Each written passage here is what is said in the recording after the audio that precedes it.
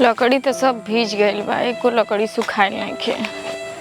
आज साजी खाना कैसे बनी देखो तनी, सुखाइल बा कि नहीं।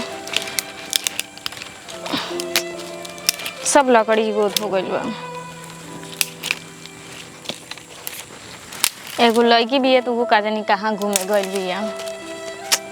ओके तो पढ़ाई लिखाई तनको चिंता नहीं है।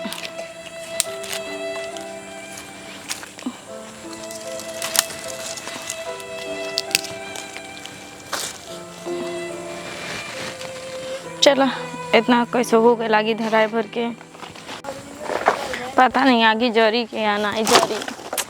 लकड़ी तो सब भीज गए, लकड़ी भीजल, चूल्हियों भीग गई, चूल्हियों फूट गई। इतना बारिश भइल, बतावा कैसे खाना बनी आज।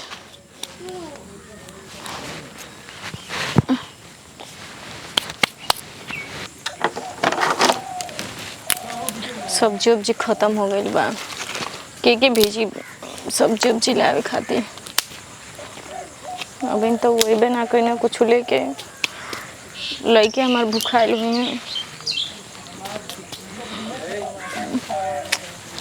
माचिस नहीं खे।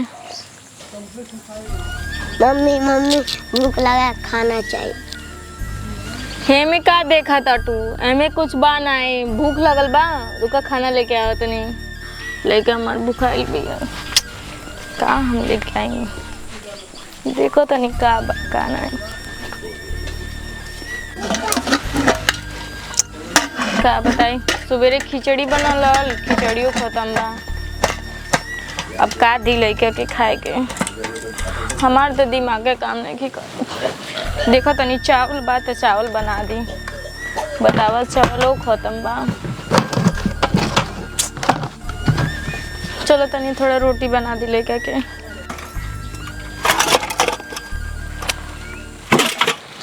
घर में सब राशन खत्म बा, का करी हम। अब ले तो वही बनाए करना, 4 दिन हो गए उनके, 4 दिन से काम दाम नहीं करता ना। 4 दिन के बाद तक कमो करे गए बना। घर में आटा भी नहीं खे, चावल भी नहीं खे, सब राशन खत्म बा। एक तो बारिश 4 दिन से होता, घर भी चुहता, लेकिन हमारे भूखाइल भी है। अब हम ओकरा के का दी।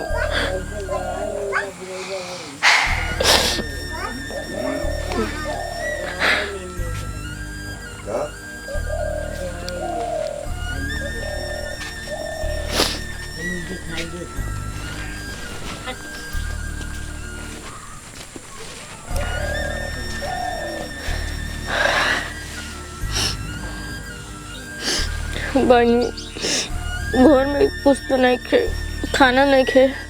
पापा साजी कही हैं तो लेके आई हैं तो खाना खा जाए, ठीक है। मम्मी खाना नहीं है तो पैसा दे दो, कुछ खा ले पी। अरे मैं बच्चा, हमरा लगता है 1 रुपया नहीं खे, धरा की कहाँ से दी।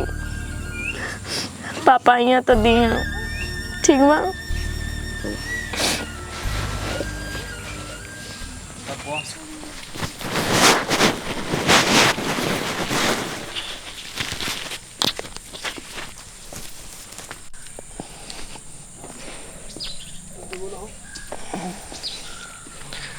साहब आज का काम खत्म हो गए, तनी कुछ पैसा वैसा दे देती तो ठीक। अभी तुम आज ही काम पे आए हो, तुरंत लगे पैसा मांगने। अभी कितना टाइम हो रहा है, अभी तो 5 भी नहीं बजा है, इतना जल्दी पैसा मांगोगे? अभी काम तो खत्म करो अपना। साहब आज के काम हो गए बा। पैसे की क्या आवश्यकता है तुरंत तुमको, अभी किए नहीं काम पूरा? साहब घर में छोट छोट बच्चे बाटे, कुल खैले भी ना मरा ताटे मालिक। चलो ठीक है, ये लो 50 रुपये, तब तक बच्चों को कुछ दे दो। कल से शाम से आ जाना फिर काम पे। ठीक बस। 50 गो रुपया मिलल बा, एमे हम अपने काव खाई, का लइकन के ले जाई। बड़ी तेज भूख लगल बा। चलत हई 10 रुपया के चाय समोसा खा लेवे और लइकन खातिर राशन वासन ले लेवे। सब छोट छोट बच्चे बाटे, बड़ भूखल हुई हैं सब।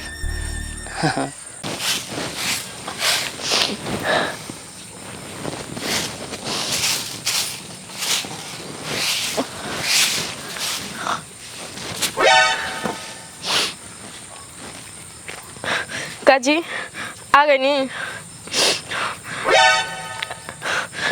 पैसा वैसा मिलल है कि नहीं?